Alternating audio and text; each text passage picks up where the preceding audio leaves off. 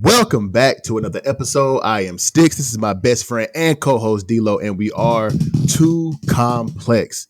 We back with some more content for y'all today, man. But before we get into it, hit that like button, hit that subscribe button, and hit that notification bell so you don't miss any of these bangers that we drop every single week. D-Lo, man, we back at it with episode, what's it, 72 now? 72, 71? Who's this? 72, yes, sir. 72. So we do it. We do it twice a week now. I can't keep up with the numbers. I know, bro. Yeah, 72. It's getting crazy out here, man. It's getting crazy out here. But we doing our thing, man. We're doing our thing. How was your how was your weekend, my brother? Weekend was good, relaxing. Trying to think. You know, when you get a certain age, you can't remember stuff either. Yeah, it was just relaxing, man. I didn't do much. Just chilled. We watched, like I told you, we got a new little tradition that we do. So we try to watch a movie with the kids. Mm-hmm. Like we're going to the movies. So we have popcorn and candy and all that stuff and just pick a movie and watch. And last week my daughter's. Okay. It was my daughter's turn this weekend. So she picked, what did we watch? I can't even remember, bro. Listen, NCAA is out and I've been playing that. I feel like I'm back in college or fresh out of college now. So for sure, back on the game heavy or playing when I can, work, doing things around the house. But my brain is mush right now from working, playing NCAA. But the weekend was relaxing, man. Nothing crazy. How about you? Weekend was cool. Hung out with Sam, of course, and told you about that that networking opportunity that I had. We was going to that street fair, and Sunday was cool. I didn't realize that joint was 2 hours away, just about. Mainly because of traffic, but because traffic in Seattle is so crazy, bro. I swear I can't wait till I come back east. But it's probably gonna be the same thing in Charlotte, so who knows? It's crazy. Yeah, it's crazy. Yeah, it's crazy everywhere, bro. All the major cities, traffic is wild. I'll be closer to the office at that point, so we'll see. But yeah, man. So we went to that joint, and it was very underwhelming. I mean, it was cool for what it was, in the little city that it was in, but it wasn't worth the 2 hour drive, unfortunately. I got a couple of business cards, told a couple of people about what I do, and had a couple of conversations, and was able to, possibly have some centers of influence moving forward, but it wasn't exactly what we thought. The food wasn't that good, but we did. You remember that flea market that used to be on McPherson Church Road across from Chuck E. Cheese, and how they used to do the mini donuts? Mm-hmm. They had some with of the powdered sugar and all that. Oh my God, they had some of them joints out here. D-Lo, them joints was fire. Me and Sam had about 2 packs of them joints. We was grubbing. Bro. Yeah, got home and the powdered sugar, the cinnamon sugar, and the cinnamon sugar. Oh my goodness! What else? They had another flavor too, though. It was cinnamon sugar, the powdered sugar. It was something like fruit, some type of fruit flavor on that joint. I don't remember. Yeah. All I know is I was getting the cinnamon sugar and the powdered sugar, and Sam had a pack. I had a pack. It was like, we got to go back and get some more of them, dog. Well, them joints was fire. Yeah. But then we had a snow cone and kind of got up out of there. But it was cool. For what it was cool. If it wasn't 2 hours away, we probably would have stayed longer. But had to get Sam back. Had to take her back to Monduke. So everything was cool. But other than that, it's back on the grind, man. Back on the grind at the job and trying to get everything situated. That's really it. I hear you. Yes, sir. Yes, sir. But first of all, before we get into the content, man, one of the greatest return men of all time, wide receiver for the Baltimore Ravens, man's passed away over the weekend, bro. Kind of a sad day for a lot of Ravens fans and a lot of football fans too, man, because Jacoby Jones was. What am I tripping? Why am I tripping? My brain is mush right now too, but he was one of the greatest. He was one of the most exciting players to watch, and it's kind of sad to see him go, man. What is one thing you remember about Jacoby, bro? I remember the touchdown celebration in the Super Bowl when he scored on the kick return, and he did the kind of like the salsa, and then he did the I don't know what that's called, but I remember Chris Johnson used to do it. All the Florida boys from a certain area, they used to do that when they scored a touchdown. They throw it up in the air and they do some type of. It's kind of like how Jamar Chase and they hit them 4 joints. That shit. You talking about? Nah. Not to hit the phone. Okay. Nah, it was something. It's like they like do some type of. I know what you. Oh, Yeah, okay, I know what you're talking about. I know what you're talking about. Not the folk jump, but yeah, I was kind of like that. Like all the boys from a certain part of Florida, I think they did that celebration when they scored a touchdown. So that's one of the things I remember about him. I mean, he was electrifying. He scored quite often. Like you said, one of the best return men football has seen. So sad day. It has not come out the cause of his death, right? It hasn't come out the cause yet. Nah, it hasn't. Okay. It hasn't. But my favorite moment was in that same Super Bowl whenever he caught that pass and he kind of juggled it, juked a couple of dudes, went into the end zone. That joint was fire too, and then he got to celebrating as well. So yeah, that was one of my favorite moments. But he was just so like he was so shifty, a bigger receiver, but had some speed to him. And you know what I'm saying? He was an amazing athlete, man. So RIP to him, man. Rest in heaven, rest in paradise. And sad to see him go, bro. Sad to see. It was a sad day in the NFL community, bro. For sure. Yeah. For sure. But moving into the next to the first topic, man. Well, no, actually, first of all, we got to talk about Skip Bayless, bro, and Undisputed. We got to talk about Skip Bayless and Undisputed, bro, because we called it. We called it. Whenever everything was going on with Undisputed, we actually had a couple of like probably 2 or 3 segments on the show about how Skip and Unc used to get into it all the time on Undisputed, and how Skip was real disrespectful to Unc on a lot of situations, and how he just didn't respect Unc, and he ended up leaving. And we called it. As soon as Shannon Sharp left, we knew that was basically going to be the end of Undisputed, because people weren't watching for Skip. People was watching for Shannon Sharp. And now D-Lo brought it to my attention. I'm going to let him explain a little bit more. D-Lo brought to my attention that he about to come up to his last episode soon. So what's going on with Skip and Undisputed, bro? Yeah, so it was released today that the end of the summer, sometime, Skip Bayless will be his last show with Undisputed with Fox Sports 1, and that they're moving on from Skip Bayless. I probably should have read a little bit more, but I'm not sure what's going to happen with Undisputed, if they're going to still try to continue with that show. But for what I do know, Skip Bayless will no longer be a part of Fox Sports 1. And so, you know, like you said, we called it. We kind of knew what was going to happen once Shannon Sharp left the show, because he was the entertainment. Like Skip, he was the pioneer, so to speak, of sports debate.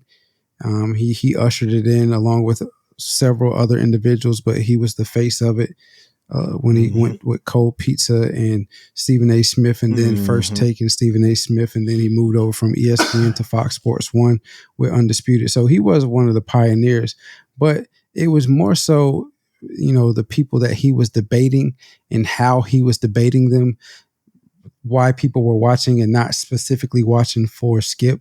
Not taking anything away from Skip. He was a great talent, and he served his purpose for sports debate and where we are right now in sports media.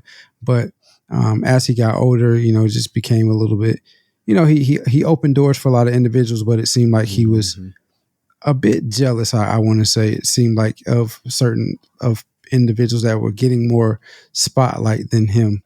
And so when he debated, he like went all the way in, like he held no punches. And I think that was to his demise. I agree, man. I mean, you know, just going back from the history of Skip, in his younger days, he was amazing. Like D'Lo said, the older he got, it was kind of like he started to get redundant a little bit. And he was making a living off of hot takes more so than actually broadcasting and reporting sports and reporting sports news. But we called it, bro. I think everybody saw it coming, though. I think everybody saw it coming because the personality on that show was Shannon Sharp. For the 7 years that they were together, Shannon Sharp was the face of Undisputed, low key. I mean, I know that Skip Bayless was the host of the show, and it was his show, so to speak, on FS1. But the energy and the face of that show was Shannon Sharp, undisputedly, no pun intended. Well, all pun intended, and you know, it'd be nice. It'd be interesting to see what's next for Skip Bayless. He did say whenever he reported that he was going to leave later in the summer that he's not retiring because quote unquote he sees that he hears that word and relates it to death. But I mean, it's one of those things where, you know, I don't think he's going back to ESPN. I think he's kind of severed that relationship a little bit, possibly, by leaving and going to Fox Sports 1 and making his own show. But I wonder if Stephen A would even bring him back. I think that relationship might be dead in the water too. I don't know. I think they had some beef not here recently, but as they kind of separated, they had a little bit of beef. But I wonder if he'll bring him back because there was some news, and we have to look back into this too about Shannon Sharpe possibly, you know, people trying to cancel him and this, that, and the third. But we have to see how that goes.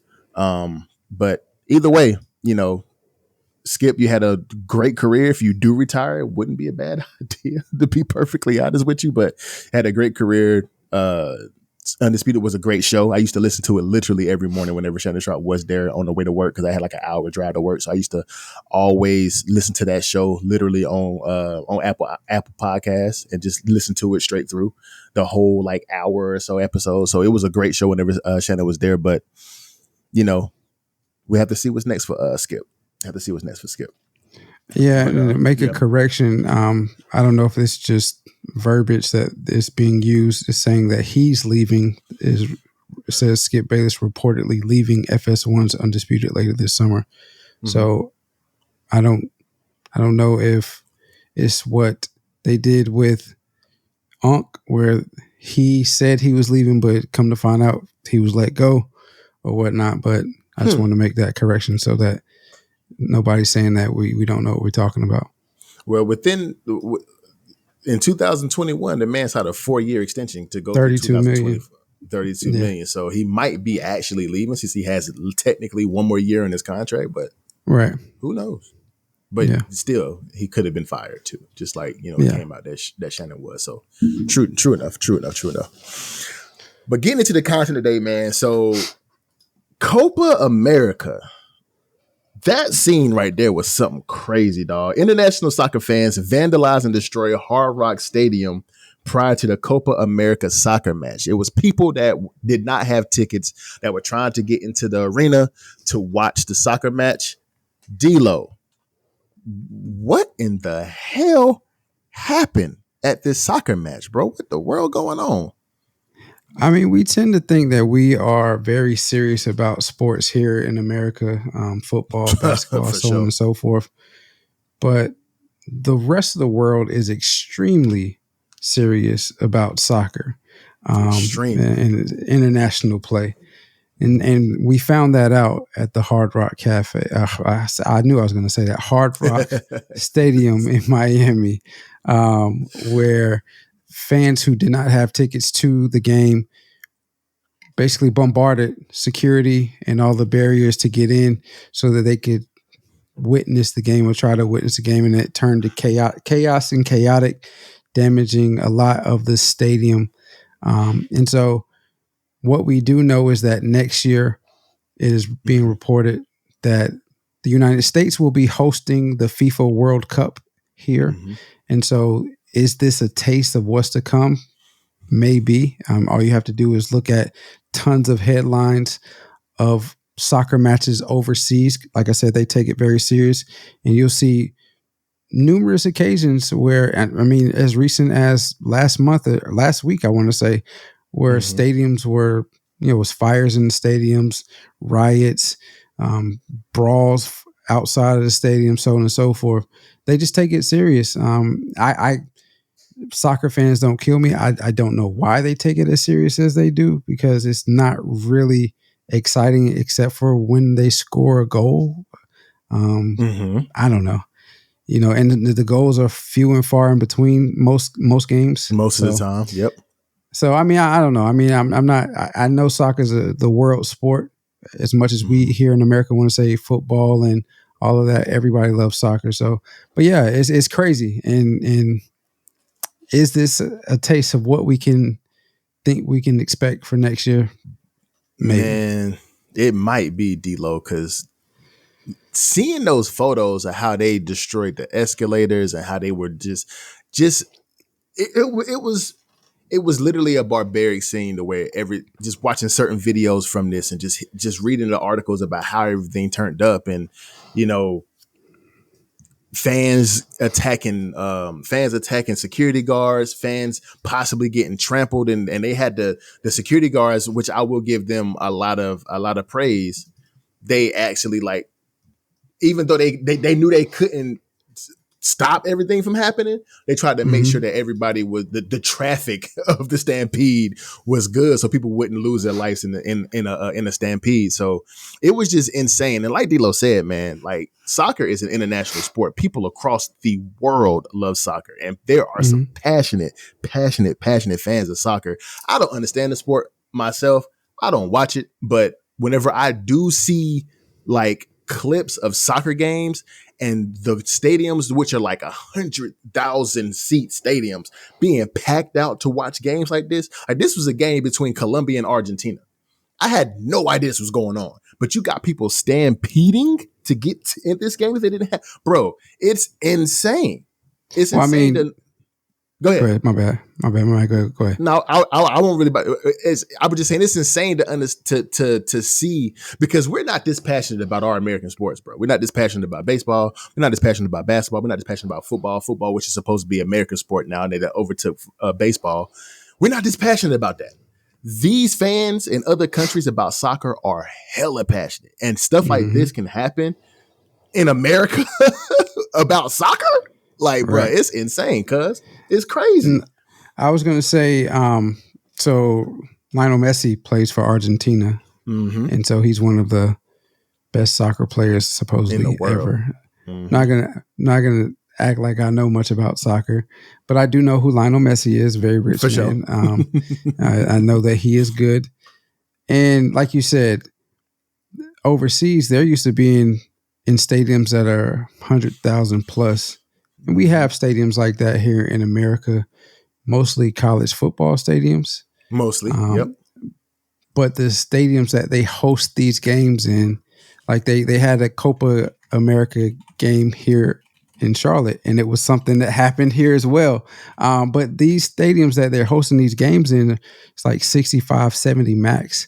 So, individuals that didn't get tickets, maybe they're used to being in those 100,000 seat stadiums, and like they would have gotten a ticket, and being the fact that they're in a smaller stadium, they didn't have the opportunity.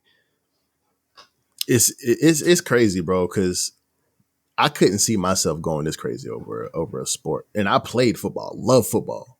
Right. Couldn't see myself stampeding to get into a Cowboys Super Bowl game if I didn't have tickets. I'm not doing it. I will watch it on TV. And me personally, I think live sports are better watched on TV anyway. Me personally.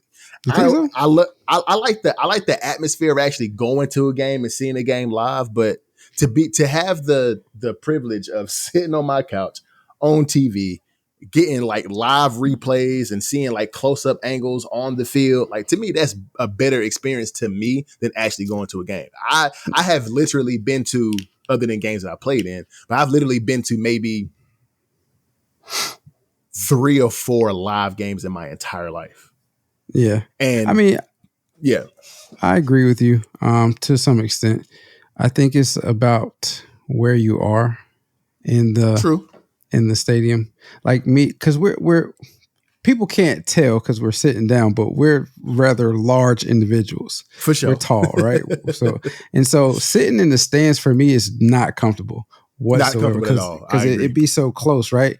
And so you kind of feel like you are, and it's confined a little bit, especially if it's crowded. So you feel like you're, everybody's on top of everybody. So yeah, we're on top of everybody. We're taking up too much space. We're cramped sometimes. So, and if you're in a suite, you may be too far away from the action where you can't really get in the experience fully and take the experience. And I think the best way to view a game is like, if you can, on the field, sideline, facts, as close as you can, right? Yeah. So it just depends. I think it just depends, and obviously the way prices are going up for everything now, you can't afford to be. Most people can't afford to be in the box, and most people can't afford to be right there on the field or on the court side. So in the stands it is. And you're right. That's not always enjoyable.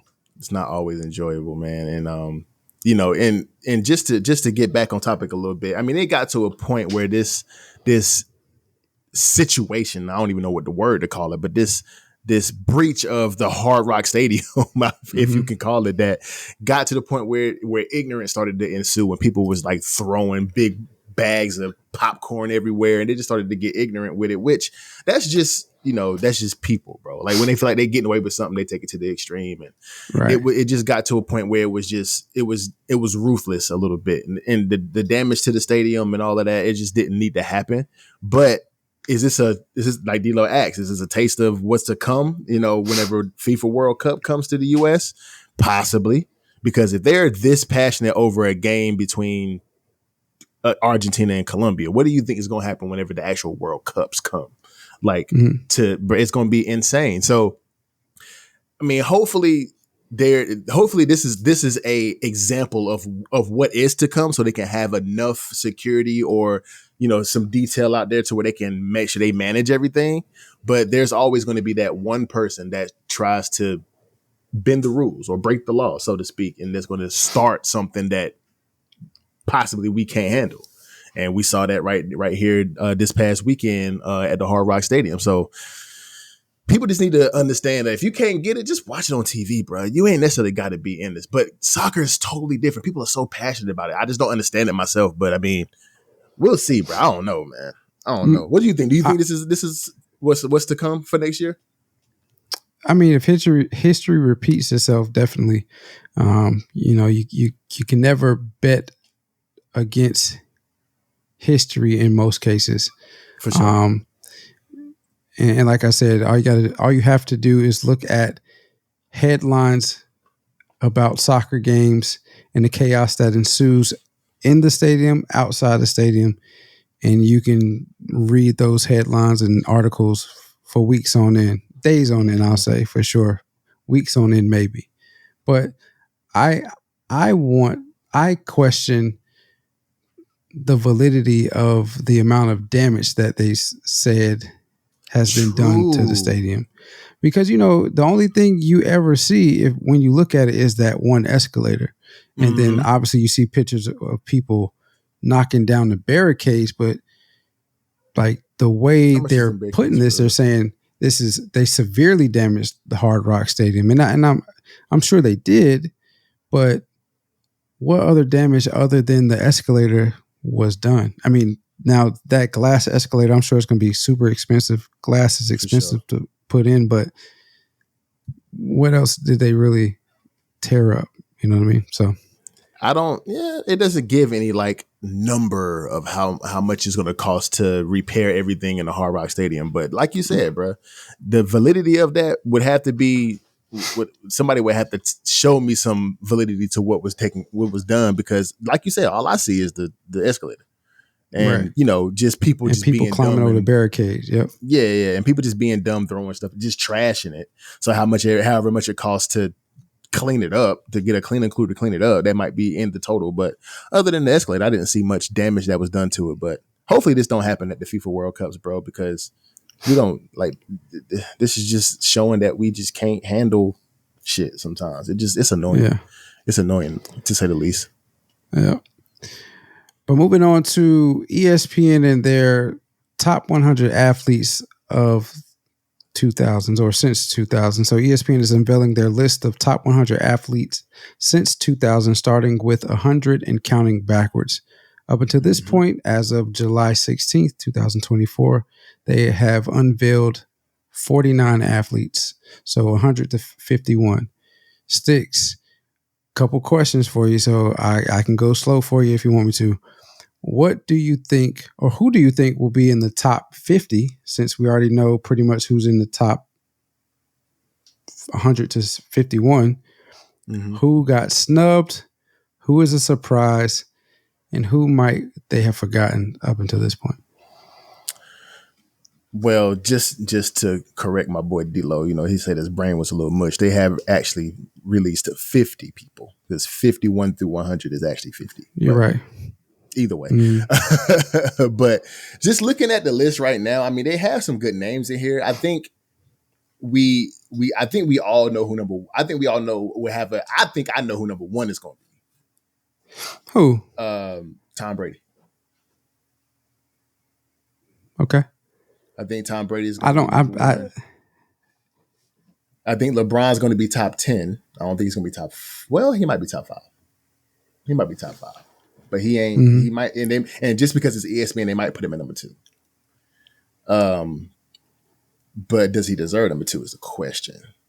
Top 50. We just talked about Lionel Messi. He's not in the bottom 50, so we can say top 50. I'm surprised that Aaron Rodgers was 91. That was to me that was a snub because I feel like Aaron Rodgers was better in the millennium in a lot of ways, or in the last 25 years in a lot of ways.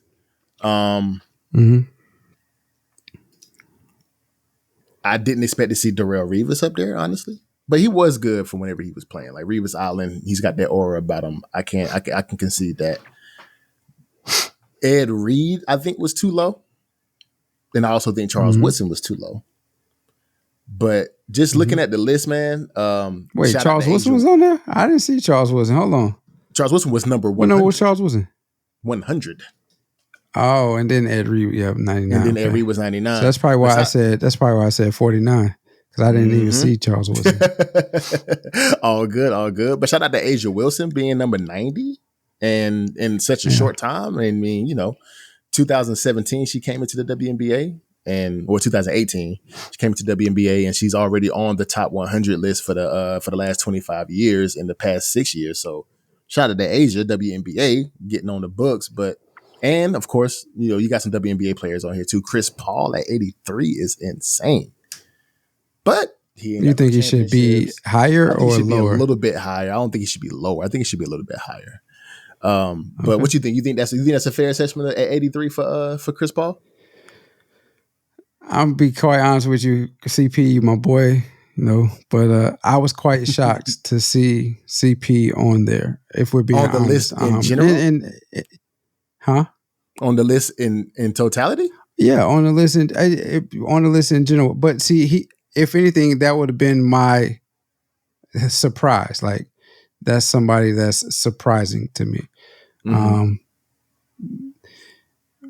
But yeah, I am kind of shocked to see CP on there. But I guarantee you, if he's on there, two people might not be on there, but we'll see.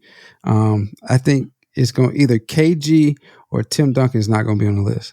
That's crazy. There's no way. They have to be on there. They have to. We gonna see. They have to be top 50. I hope Tim Duncan has to be top 50. That's a hot take. It's a hot take, but hot take to me, I don't even think it's a hot take because I think everybody would agree with me. I don't think nobody going to agree with that statement that Tim Duncan is not on the top 100. That's crazy, that's what I'm saying. Bro. I'm just saying, bro. You think that because Chris Paul is on the list that Tim Duncan won't be? I'm saying I wouldn't be shocked if one of the two, KG or Tim Duncan, is not. Because I mean, to me, Tim Duncan is the better of the two, in my opinion. But they're like one and the same almost. KG and Tim Duncan. I think they'll both be on there, but for sure Tim Duncan, for sure, because Tim Duncan is the greatest power forward of all time. Greatest power forward of all time. And he came into the league, 2099 or 2000? Tim Duncan? Yeah. He was part of that 98 draft with Kobe. 98. Okay. Got you. Bro, he has to be on there. There's no way. All of his championships were in all of his championships was within the past 25 years. Every one of them. But now he win run his rookie season with David Robinson? Did he win what? Didn't he run his rookie season with David Robinson too? Yeah, 90. It said he joined the Spurs in 97. 97. You said, didn't he win what? His rookie year with David Robinson? Didn't he win with David Robinson? That's a great question. Let me see. Tim Duncan championships rings.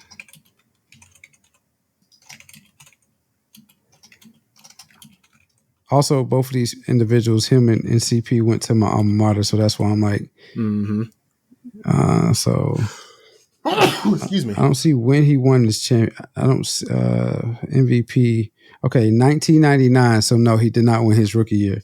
Was the first one 2003, 2005, 2007, 2014. Okay, gotcha. So he didn't win one with David Robinson. Cool. So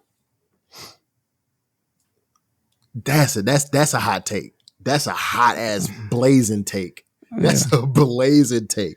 But one thing I didn't like about the list, and I'll pass it over to you, is that as much as I talk shit about this basketball player, bro, and we just had we literally on Friday just did a segment about this dude.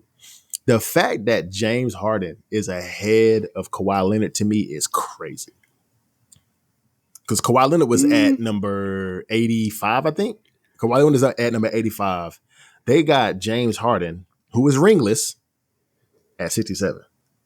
Yeah, but see, we'll get to this later on. We'll get to this later on too. This list isn't so, in my opinion, this list isn't solely on the talent and accomplishments, right? I think it's also with off the court stuff too. And everybody knows James Harden because of his beard. Kawhi Leonard is like a aura. Kawhi Leonard is kind of like a hermit crab, right? He does what he needs to do on the court. He's a fun guy. But he's a fun guy. That's what they say. But the world doesn't know that exactly, right? That to be factual. So that's why I think Kawhi Leonard is lower than James Harden. But again, I may be wrong about that, but that's my opinion. I thought, and just to get a little bit of baseball too, I thought Shohei Ohtani was going to be higher. And I also thought so we're on the opposite ends then. Because I didn't think Shohei Ohtani should have been on there at all. Okay, explain. The only reason you would put Shohei Ohtani on there, in all honesty, and again, I'm not much of a baseball watcher either, but I did look at his stats. The only reason you would put him on there is because of the massive contract that he just signed and the way that he puts it around. But realistically, if you look at his stats, he only the last 2 years is when he like really had breakout years. I'm gonna have to go back and look at his stats, but he's look at his stats. He is I guess other than Babe Ruth, but he's one of the best pitchers / hitters in baseball history.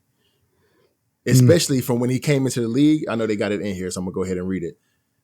So you want me to read off his batting averages? Sure, go ahead. All right, so his rookie year is 2018, right? Mm-hmm. All right, so 285, 286, 190, 257, 273, 304, and 316. His hits drastically improved the last 4 years, I'd say. Okay, so he had, well, right now it's 2004 now. So I won't even count that year. The last 2 years, the last year, 2003 was really when batting average wise, he had what is considered a breakout season, so to speak, with 304. He had 95 RBIs last year and 151 hits, 160, 2002, 2022, 138, 29, 110, and 93 the years prior to that. So that's what I'm saying. I don't know. I think he should. I personally think he should have been higher. I'm not worried about the contract. I'm just worried about, again, contribution to the game of baseball, being a pitcher. And I don't know if you know, like you said, you don't watch baseball like that, but batting anything above, batting 240 and above, 230 and above is good in baseball. 230, I thought it was like 250. And as a pitcher, doing that is good. Yeah. And being one of the only pitchers in the MLB that's doing that, pitching Cy Young seasons and hitting 30 plus home runs every season too. So I guess that's where my knowledge of what he actually has done is lacking. I knew he was a pitcher, but I thought he was getting most of his recognition for his hitting specifically. And yeah.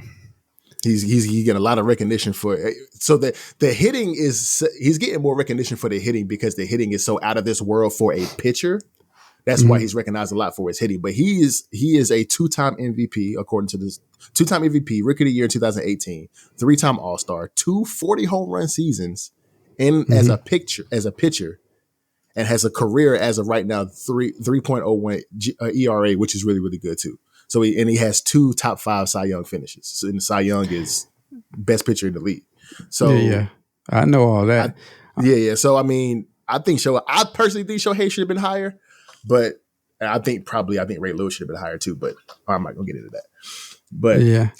But so who do you think is not gonna? You already said Tim Duncan. Who else you think not gonna be on the list? So first of all, how do you feel about the list? And then tell me who you think is not gonna be on it. I think the list up until this point is, I think it's all right. I mean, like you said, I think we know for sure who's gonna be in the top 50: Bron, Tiger, Kobe, Brady, Peyton Manning, Steph, Serena, maybe Venus, Michael Phelps. Venus is already on the list. See, I don't know what I'm looking at. I guess maybe we got a different list. But Serena will be up there. Michael Phelps. We got a different list. Usain Bolt, Ken Griffey Jr. I think will be up there in prime also. Okay. And Ken Griffey for sure. Yeah, I think he's gonna be definitely top 30-ish. What you think? I think he'll be like in that. I don't know, because what I think is they'll probably also take into consideration recency biases, and he'll probably be pushed down a little bit. Pushed down a little bit lower. Yeah, but Venus is on the list already at 86. Okay. You think that? I guess you're thinking that's too low for Venus. I mean, Venus and Serena were a tandem at one point. No, she probably right where she need to be. Yeah, she probably right where she need to be. They definitely were a tandem until Serena just took off astronomical leaps above Venus. Well, Venus was at one point better than Serena. For sure. Yeah, I do remember that. And then because how much older is Venus than Serena? A couple years, think that much 2-3 years maybe, not too much older. But Venus was above Serena at one point. Then she kind of plateaued, and Serena just kept taking off. So I mean, I think so. Serena probably is going to be top 10, most likely. I would assume one of the most accomplished women athlete in history. In history, I agree with that. And so let me ask you this question, then. This is hot take. Caitlin Clark gonna be on this list. Oh, 100%. Caitlin Clark gonna be on this list. 100%, without a shadow of a doubt. Without a shadow of a doubt, Caitlin Clark gonna be on this list. Angel Reese might be on this list. Yeah. Yep. Angel Reese might be on this list. Without a shadow of a doubt as well. Mm-hmm. Yeah. Because of what they've done for pushing women's basketball forward, even though this is their first year in the WNBA, definitely will be on that list. Yeah. As of right now, I think the list is somewhat accurate. I think there's a couple players that should be a little bit higher. I think there's some people that should flip-flop. James Harden, Kawhi Leonard. But I think there is some, like you said, there is some recency bias in this. Just putting Charles Woodson at fucking 100 is insane to me, because he should be higher to me. But who knows? And Ed Reed too, honestly. But we're football players, so we're kind of biased in that. We kind of got a little bit at they're looking at all athletes, not just the major sports. But I feel like the snub is not. I mean, he's on the list, but I feel like it's still a snub. Derek Jeter should not be 53. Derek Jeter should be in the he should be in the top 20 for sure. You would piss some people off, because a lot of people do not like Derek Jeter. They always say, especially Yankee fans, they always, even though he played for the Yankees, they always say that Derek Jeter was not as good as everybody made him seem. How? He's in the 300 hit club. That's an exclusive club. Or 3,000. 3,000. Sorry, 3,000. Yeah. Dang, I'm tripping. You see where my brain is tonight. 3,000 hit club. Only 33 members apart. There's only 33 members of that club. He was a captain of the Yankees for 11 years. Agreed. He won 5 championships. So, okay. So with that being said, so Derek Jeter's 53. You know who I don't see on here that's going to piss some people off that he's higher than Derek Jeter is Ichiro. Yeah. Ichiro going to piss some people off because Ichiro is not on this list yet. And he should be on the list. Okay. Do you think Yao Ming will be on the list? Yes. No. I bet he's not on that list. I'm pretty sure he's going to be on there, but he's going to be a lot lower. He's going to be in that 35 to 50 range if he is on it. He's going to come out tomorrow. Like he's not going to be in like the last few days of this list for sure. Yeah. I mean, because it's talking about accomplishments. True. And he didn't accomplish much, but he was definitely a namesake in the 2000s. Agreed. Especially whenever him and T-Mac were together, they were a dynamic duo. Right. They were a dynamic duo. So, I mean, he's not on the list. Ichiro's not on the list. And I think both of them, if he's not on the list, I wouldn't be surprised if Yao Ming's not on it. But Ichiro is going to be on there. And Ichiro is going to turn some heads that he's higher than Derek Jeter. Because people like yourself that think that he should be a little bit higher, and him being at what you said 56, he should 53. Be or 53. Yeah. If Ichiro being higher than Derek Jeter says a lot, to be honest, and that kind of goes to the bias that people say that Derek Jeter wasn't as good as everybody made him seem. Like he has two. People say he has two highlights in his whole career. Everything else was just him being a normal baseball player. I mean, I'm just telling you what people say. What highlights are there to have? And I mean, okay, whatever. I don't know. We need to ask. We can bring somebody on the show. Yeah. And I ain't talking about Uncle Demi. I ain't talking about Matt. But there's a couple people that are Yankee fans that cannot stand Derek Jeter because he took a lot of. People say he took a lot of praise that he shouldn't have taken. He also took a lot of women that he probably shouldn't have taken. It made people mad too. Quite true, because I saw his roster. You feel me? So I mean, you dig? Yeah, let's not act like, you know. That boy Derek Jeter got an all-time roster. I ain't gonna lie to you. That's probably why some of these dudes is mad. That might be the reason.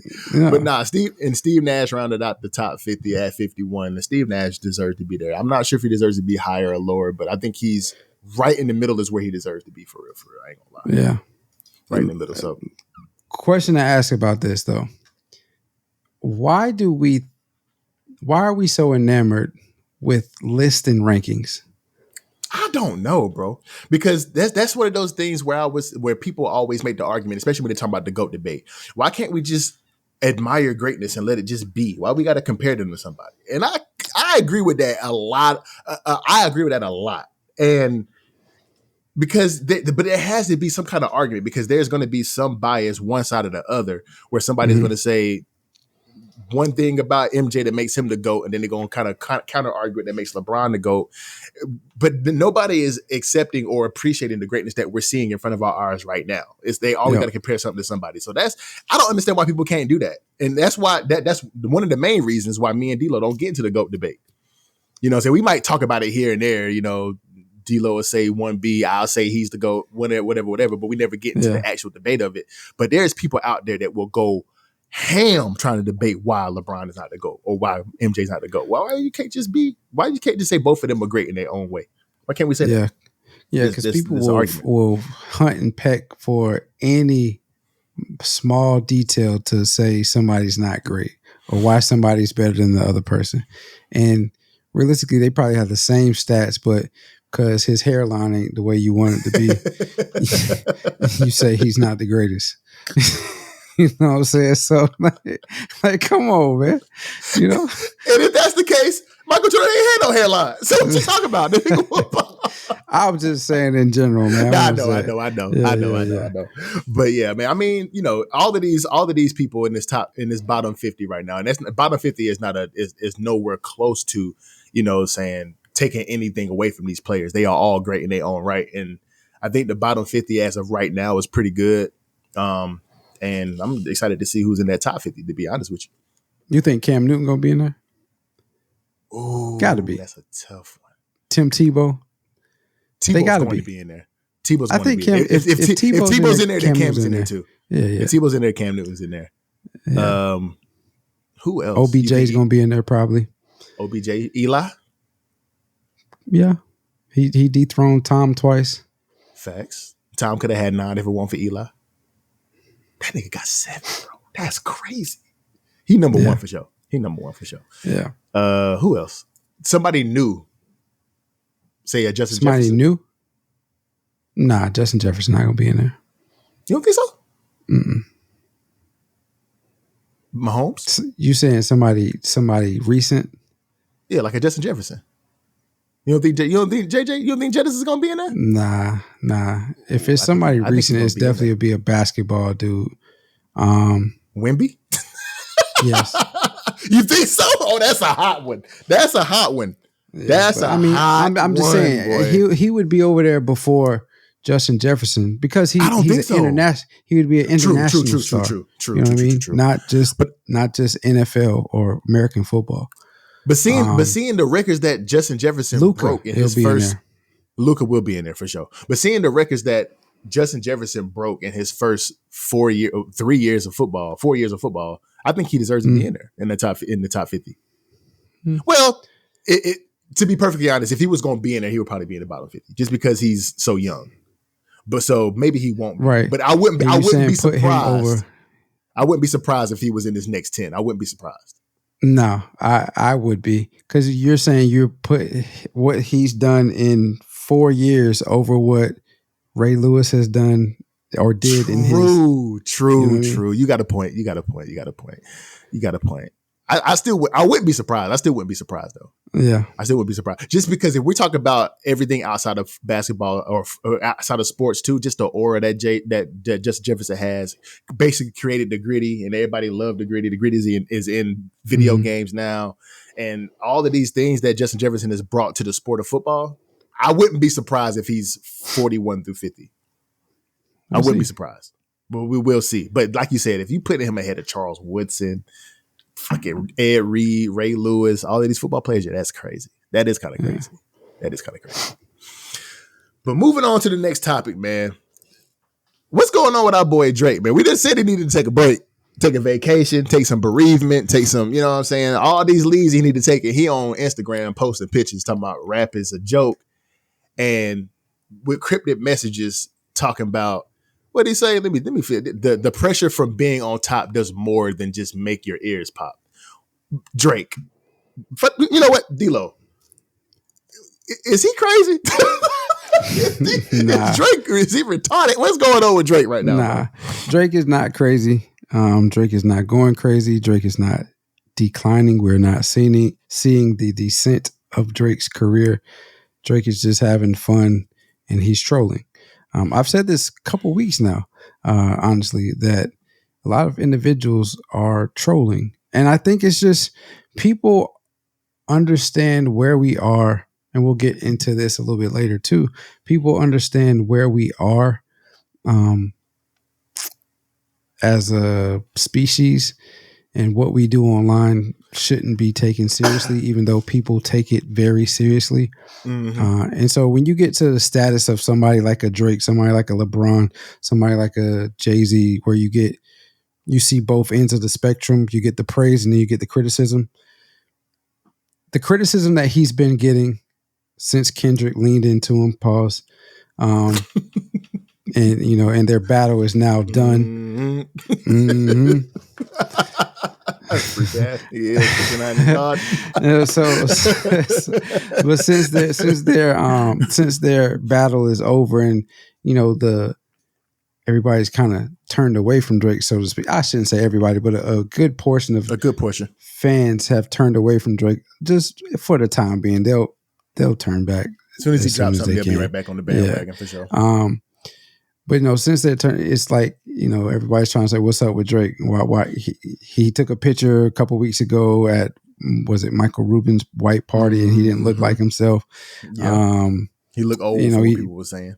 Right, he looked like his daddy, 100%. He definitely did. He looked like his daddy. But he posts pictures like this where he says rap is a joke, and then the caption. But I don't think he's crazy. I don't think we're seeing any type of dissent. I just think Drake is having fun and embracing the criticism and the negativity that he's been getting, and it's not affecting him in any slightest of bit. unlike us who aren't used to dealing with stuff like that would probably really affect us. It's not affecting him. He's like, whatever, still making money, still got paper, so on and so forth. I tend to agree with you. I just think that but that kind of goes back to what Kendrick said in the song. He was like, you trolling on online, ain't you tired? Like, bro, like why are you still trolling, bro? Like, I don't know, man. I mean, but you got that much time on your hands, you got that much money, you got that much clout, you got that much status, bro. You can troll as much as you want to, bro. Ain't nothing really gonna bother you for real. Like, and that's what Drake is kind of displaying in this post. But at the same time, it's like, so the thing that I thought about whenever I saw this post was, does he just not care no more? Like, it's not just about the beef, but about rap and hip hop and the music industry in general. Like, just by saying rap is a joke, and you know, said this, and just the way that he trolls as much as he does, and the things that the way he moves. Like, does he just not give a fuck? That's what we call him a pop artist anyway. Everybody calls him a pop artist, so he's like, I'm a pop artist. Rap is a joke. I don't care. Ooh, you turned the stone that I didn't turn. See, that's true. That's true. We don't call him a rapper. We call him a pop artist. That's true. Yeah, everybody calls him a pop artist. So it's like, you know, I just got a lick off of being in a rap beef, and I'm not even a rap artist. I'm a pop artist. You might have said something, bro. You might have said something, man. You done uncovered something I didn't think about. But I thought it was corny. To be perfectly honest with you, and I'm a Drake fan. I said that Kendrick won the beef, and clearly everybody knows that Kendrick won the beef. But I'm a Drake fan. Yeah. I still listen to Drake music. I will still continue to listen to Drake's music. I will still continue to listen to J. Cole's music, Kendrick's music. But I personally thought it was corny. To be perfectly honest with you, because I would just like, yeah, Drake, you just need to just go AWOL for a little while, my dog. I ain't gonna lie to you. You just need to get the hell off the internet. But you still trolling and posting, and that's the type of life I want to live. that's the type of life I aspire for. Whenever I can get literally demoralized in a battle and still be able to live life happily and not give a damn. That's the type of life I aspire for, my dog. Like, that's real. Yep. But the thing that came from this, did you see what Soulja Boy posted the other day or yesterday? Nah, what did he post? So my sister, shout out to you, sis. My sister sent me the post, and Soulja Boy posted on Instagram, or was it on Twitter? Soulja Boy posted on Instagram. Soulja Boy said, "You disappointed me doing all them weak ass songs with them ninjas. Look where it got you. None of them ninjas you collabed with or took on your tour had your back." And then he added Drake. And she sent that to me, and she asked the question. Let me see what she asked me. She sent it to me, and she was like, "Thoughts?" And I was like, I mean, it's true. He was 100% in that battle beef alone. And what the hell? What the hell did I shit? But I said he was 100% in that battle beef alone. And me and D-Lo called it at the end of Not Like Us. I don't know what the hell. What did we call? Anyway. Oh, no. And he said, I said he was in that battle beef alone, and was called out at the end of Not Like Us, whenever he said, "For all the dolls go to get buried," whatever. This might be one of the only things I can agree with Soulja on, because Soulja be wildin'. And then she sent me a long audio message. I'm not gonna read that. But I was just like basically saying that yes, he was in that joint. Facts. Drake. Yes, he was in that joint alone because the people who he took on tour with him, Cole, our boy, 21, everybody who Kendrick named in the Real Nigga Challenge in the song at the end was not on his side. Rick Ross was over there with Kendrick. Future was in there with Kendrick. Did a whole album basically talking shit about Drake. Like Metro Boomin, who did some songs with Drake before. Like, everybody was against him. Drake was literally by himself. But of course, my sister. Wait, you said wait. It just registered, and again, my brain is slow. It's mush right now. You said Future did a whole album with who? Future did a whole album basically dissing Drake. Like every little, him and Metro Boomin. Yeah. Two albums. Yeah. 2 albums basically, exactly. And like I said, my sister, I love her to death, man. She's the biggest J. Cole fan I know. And she, in my text messages and in these audio messages, was going back and forth with me saying that we can't blame J. Cole for this. I was like, you can't necessarily blame him, but he bowed out. He was in the beef and bowed out. And he could have been on Drake's side in this, but he wasn't. He wasn't. And you have to give him. How you have could to he hold be him on Drake's side though? Because the whole beef started with his one line in that song. I don't know. I can't say that I agree with that.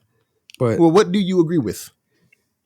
I don't think it is. What I agree with is I don't think that it is Cole's fault that the beef. No. I'm not saying it's Cole's fault, but that's what woke Kendrick up.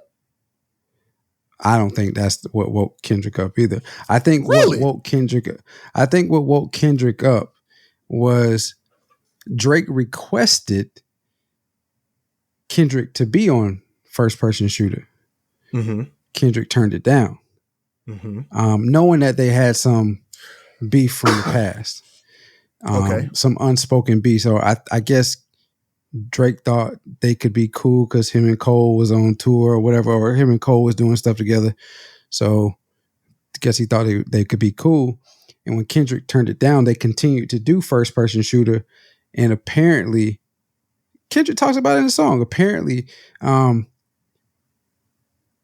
unbeknownst to Cole, Drake was throwing subliminals, continued to throw subliminals at Kendrick. And then when Cole said the big 3, that's when it's like, oh, so you in this too. And I think this is why Cole actually bowed out, because he ain't know none of this was going on. I could be wrong with that, but that's just my take. That's how I feel. I can see where you're coming from with that argument, but I also will say that if you, I don't know, bro. I just feel like, go ahead, finish it. I was gonna say because Cole always it was one point where I felt like Cole has been taking subliminal shots at Kendrick, but then I also go back and I'm like, you listen to Cole and he's always big up in who? Drake and Kendrick for sure. So it's like, I think, he from the Ville. He wanted everybody to get along, or at least like have some type of, they can all coexist. You know what I mean? For sure. For sure. Like he said in what was that? GOMD. We all kings first and foremost. But at the end he said, it ain't no kings. I mean, we all kings, but it ain't nobody holding the crown. Just so. Yeah. I mean, I don't know, man. I don't agree with Cole's line was the reason that all this started, but that's just my take. I hear you. I can hear the argument. I just feel like if you really gonna step foot in a battle, don't take it back. Don't Indian that shit. Like, you know what I'm saying? I mean, like, don't take it back. If you're gonna drop a song, let that shit ride, my nigga. Like, you know what I'm saying? Let it ride, because you feel some type of way about what came out in that song and that verse that Kendrick dropped. You dropped your response, but don't go back and say, damn, dog.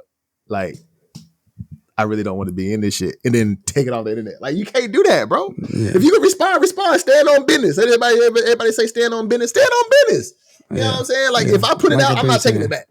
You know what I'm saying? I ain't taking it back. I mean, he could have took it back. But at least let it sit. At least let it, like I've been saying the whole time, give it standard shipping 2-3 days. He took it back before that. He took it back before the weekend was over. That motherfucker expedited that motherfucker. Yeah. Expedited that whole, like, yeah. But I mean, you gotta let that shit marinate for a little bit. For sure. Like, it was like it was government issued. Priority mail. Yeah, priority mail. It had to sign for that. Amazon Prime the fuck out that bitch. But dog, but I mean, I guess you really can't say that, Drake should have had, Cole should have had Drake back, but he was one of them ones though, he's one of them ones that Soulja Boy talking about. Drake and they would have said that's corny too though. What you mean? We would have said that's corny too if him and Drake and team up, tag teamed. Pause. Yeah. We would have said that's corny. Like, if we would have gonna go at him for some beef, Go at them by yourself. Y'all each of y'all give y'all individual licks on. Oh my God! Pause. Each of y'all go at Kendrick individually, and not teaming up. You know what I mean? So, and then even when you go at one person, you also go at the other because like y'all, this is a competition. Competition for sure. Trying to see who on the top. But then if that's the case, then why the hell did Rick Ross and Future and Metro and all these niggas have to jump on Drake whenever Drake literally got jumped, nigga? That's some other stuff. They got some stuff outside of like actual got beef rap with the niggas. That's true. Yeah. Everybody got beef with Drake. Everybody literally got beef with Drake. And then that's what I started to realize as this whole beef was going on. Like nobody likes this nigga for real. Yeah. I wouldn't say nobody likes him, but I think he's moved in ways that, like I said 2 weeks ago, he feels like he's untouchable. For sure. And people finally saw through the BS and was like, nah, bro. Nigga you got touched. Yeah. You know what I mean?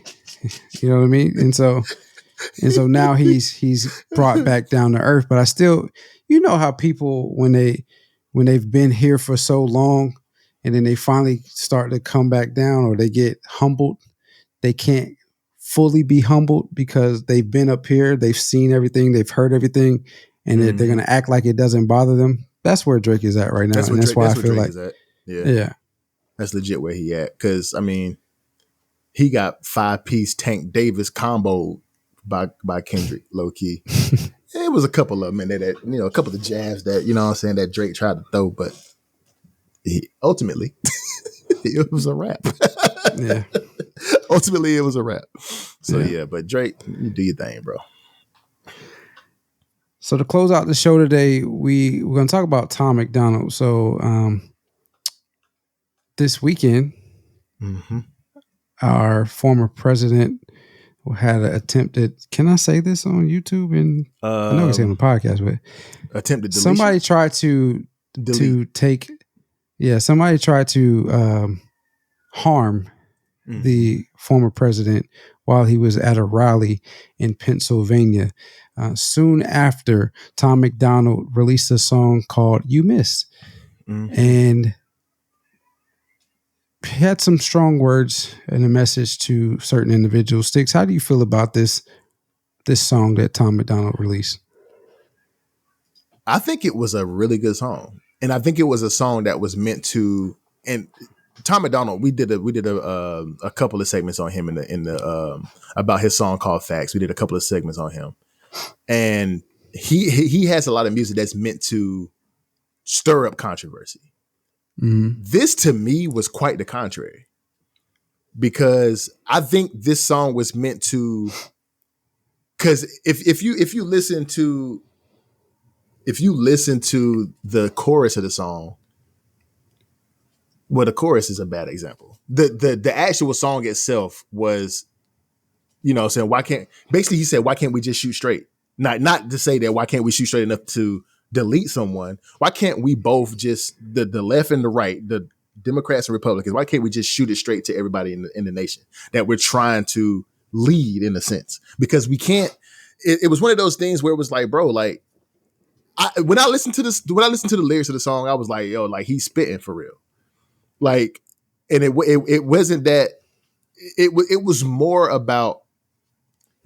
so about everybody coming together and doing what's best for the nation itself. Because, he's from Canada. I don't think he really give a damn, to be perfectly honest, about the U.S., but he talks about U.S. policies. But it's like, I really believe in this song, he tried to really say, y'all tripping, bro. Y'all really wild. Like, y'all over there tripping, and y'all literally on Twitter angry that Trump is not deceased, when that's not even the biggest problem that y'all got in America. Like, I don't know, bro. It's just, to me, it was a good song. The chorus saying, thank God the left can't aim, thank God the right don't riot, welcome to the home of the brave, freedom ain't afraid of violence, and y'all wish he was dying, but you missed. That he ain't say but, he said another word, but it's like, bro, like, it's to me, I thought it was a really good song. What you think, bro? I'm on the opposite end of you. This is not what we need right now. And I know this is. I do agree with you. I know this is the type of music that he makes. I know he's very controversial. He's heavy right winged, which is fine. I don't have an issue with that. But the chorus, great example of why this is not what we need. Thank God the left can't aim. So you're blaming the left when we don't know exactly what the motives of this individual was or who come he's to find tied out. I don't mean to cut you off, but come to find out, the dude was a Republican, which is even crazier. Yeah, but then they say he gave $15 to the Democrats for whatever reason. So we don't know. We don't know. True.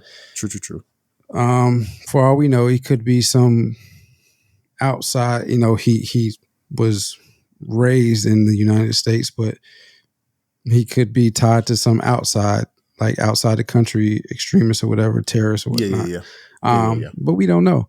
But then you say, thank God the right doesn't riot. So you're saying that only the left riots, and we know that according, and this is why we don't talk politics, but whatever, according to whatever happened on January 6th, was that not a riot? You know what I mean? So, I mean, True. This is not what we need. The climate that we're in right now politically is not a great environment right now. You're adding more gas to an already blazing flame, right? Mm-hmm. And so I'm going to get some protection because it's about to get crazy around here. It's about to get crazy. And I don't even like guns, honestly. Which is another thing that they say about the left, right? Is that the left wants to take away the guns and whatnot. So how is that the case? But then, whatever, man. I don't think this is what we need right now, as far as him continuing to stir up this type of controversy.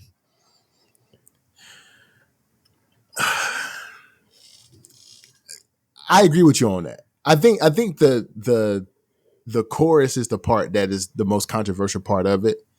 I think if you really go back and listen to what he's really saying and you missed, I think it's it's more peaceful than you think. I don't think so. Well, let me look. Because the chorus was, he said the chorus 3 times and only had like it was a 2-minute song. It was a 2-minute song. Yeah. And he said the chorus 3 times in 2 minutes. So reading verse 1, right, it says they burned the country down with their progressiveness. It started with changing what gender is, then graduated to your R word if you think that your life matters and your skin don't have melanin. They don't want peace. They want skeletons. They want men to pretend that they're feminine. They don't want an election. They got so offended by freedom that they just tried to off the president. I used to think that woke were misguided, and now I can see I used to think woke were misguided, but now I can see that they're evil. Twitter is angry that Trump isn't deceased. You know who got shot? Innocent people. That is true. One person died and 2 other people were in critical condition, but either way. Thought y'all were tolerant, thought y'all were equals, thought you valued how everyone feels. Then y'all celebrating an attempted assassination like you're a part of Antifa. I think that there's a lot of truth in that verse, because people did celebrate. There's a lot of progressiveness and wokeness that people really don't understand that has really messed up the world today. And the feminization of men is being we got to stop with the wokeness thing. I agree. But the wokeness is what's really turning the world upside down. No, what I'm saying is we got to stop saying, because you and I know where the origination of woke came from. It's not this term that's being passed around right now. And so when one side says woke, they mean something totally different, but they're hijacking, so to speak, the origin of the word. Mm-hmm. And so when they hijack that word, the message gets misconstrued and you're pushing that term. It seems like, and this might not be what they're actually doing, but it seems like you're pushing that term not to the left.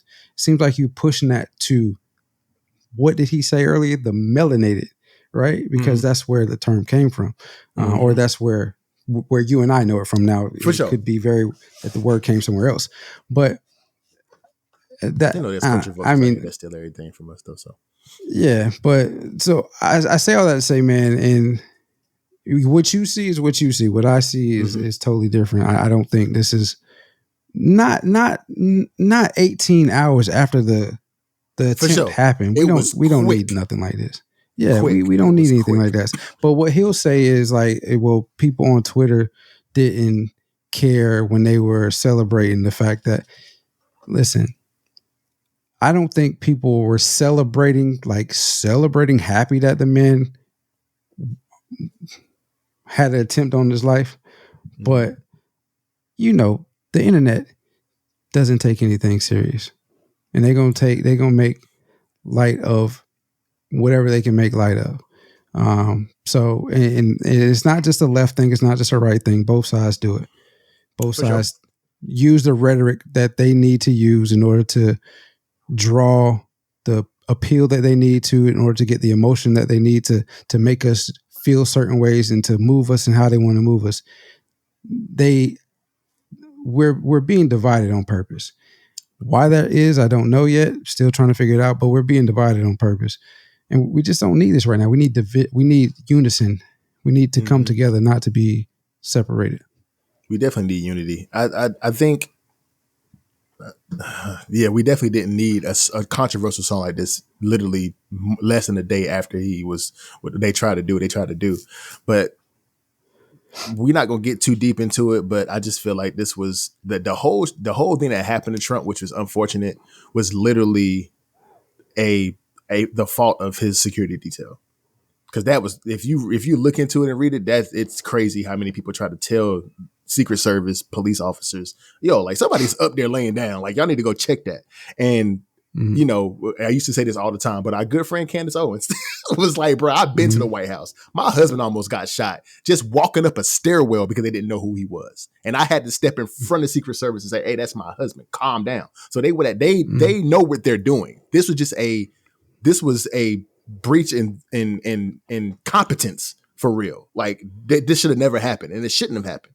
She said people be out there 2-3 days before trying to make sure, okay, this is a point. You need to watch that. Like, how did this literally happen, bro? It's insane for him to walk in with a rifle. Crazy. Yeah. Well, from what I have read and saw, that building that he was on was right outside of the security area for that rally. And so, to me, something's not similar, but something of something like this, but on a far larger scale with more people involved, happened in Las Vegas a few years ago. For sure. So now, and he was at a hotel 500 yards away.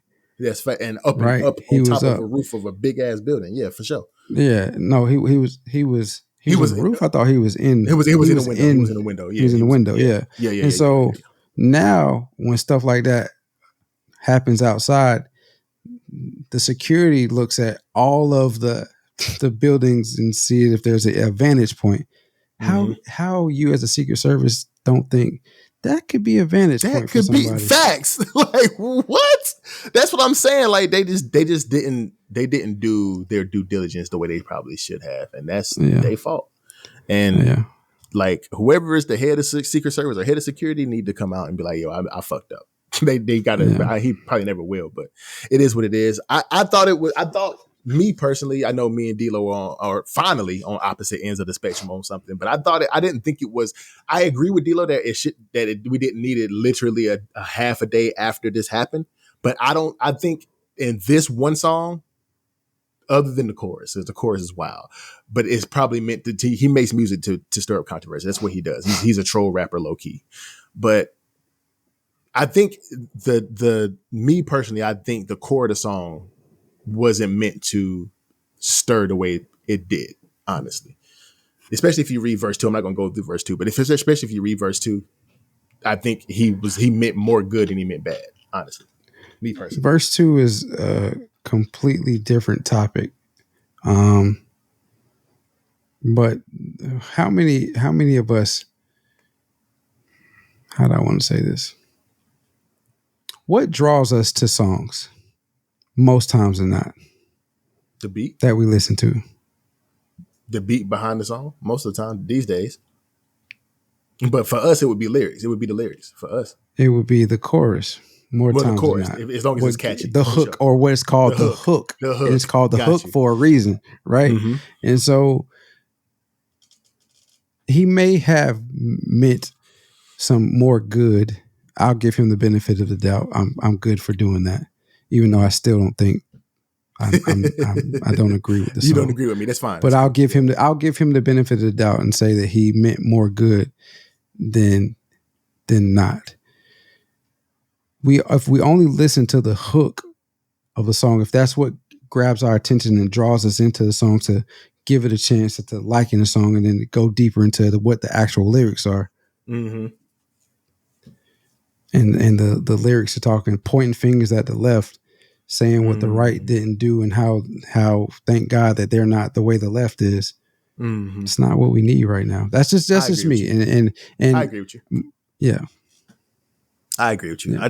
I thought it was, but I this is gonna be crazy me saying it. I thought it was a good song personally. I thought it was a banger. Mm-hmm. I'm not mad at you. I think Tom MacDonald makes good music. He's a troll rapper that's meant to stir up controversy. He's trying to stir people up, and that's what I don't like about Tom MacDonald. But he speaks a lot of truth in his songs if you listen to it. So yeah. Mm-hmm. Sticks episode 72 in the books, my boy. In the books, bruh. Yes, sir, Ski. Yeah, man. So, yeah, us doing this twice a week now, I get lost on what number we're actually on. So when you said 72 today, I really had to be like, yeah. Is it 72? Am I tripping or is it 72? No, it is. It's 72. It's 72. Okay, for sure. It's 72. So, I mean, we'll be at 100 before you know it. I promise you we will. Before Thanksgiving, we'll be at 100. Yep. You got any plans for the rest of this week before going into the weekend? As of right now, nah. I don't got nothing going on. There's supposed to be this surprise party for one of my coworkers that I was invited to today. We'll see. Mm-hmm. We'll see. But I might. That's supposed to be Friday evening, so we'll see what happens with that. I'm not getting the Munchkin until she ain't a Munchkin no more, but I still call this my baby. I'm not getting her until Sunday this time, so we'll see what happens with that. Okay, I got you. With that. What you got going on the rest of the week? Nothing, man. The plans that we had probably is not going to happen any longer. Okay, so we'll talk about that offline, of course. Yeah, so we just chilling, man. Our life got to be a little bit more exciting. Mine is so especially boring. If we're doing a podcast. If we're doing a podcast, we can't be up here talking about, man, I'm just chilling, man. I ain't doing nothing, doing the family thing, on with the kids. Don't worry about it, because when we blow up, when everybody hit that subscribe button like you're supposed to, when everybody hit that subscribe button, when we blow up, we're going to be talking about how, I'm about to meet my boy D-Lo on the yacht this weekend, man. We're going to goddamn turn up, time by tight shit. You ain't going to meet me on no yacht. Oh, well, I'm probably not going to be on the yacht either. I was just being facetious. But at the same time, we're going to be doing something fun. Yeah. I mean, but realistically, no, I'm not doing much. Voice cracked right there. Not doing much. In the I'm not doing much. Just chilling, playing NCAA where I can, and working. You know what? It's probably what I'm going to be doing too, because I'm definitely getting it Thursday. Definitely getting it Thursday. But anyway, it's a wrap, man. Thanks for listening to Too Complex. Remember that life is short and oftentimes complex. But when it becomes too complex, don't be afraid to lean on those that you love to help you find simplicity and balance in life. Stay prayed up in this crazy world. A few requests thrown above can return you peace and sanity. Thanks for loving us and listening to and supporting this podcast. It means the world to us. We're sending our love right back to you. Don't forget to subscribe on wherever you listen to your podcast, and also to follow us on all of your social media platforms. That's YouTube, Instagram, Threads, and TikTok. I always remember, if it ain't too complex, it ain't complex at all. Until next time, we'll see you when we see you. Salute. Salute.